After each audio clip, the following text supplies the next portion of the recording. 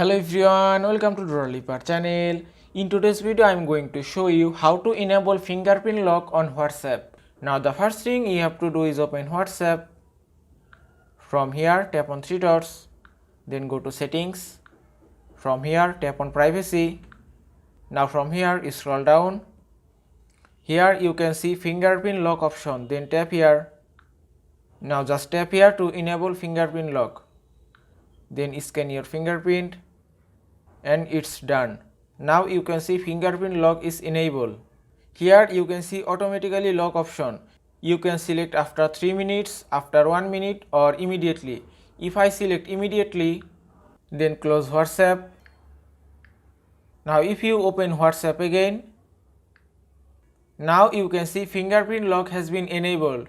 Now just scan your fingerprint and it's unlocked.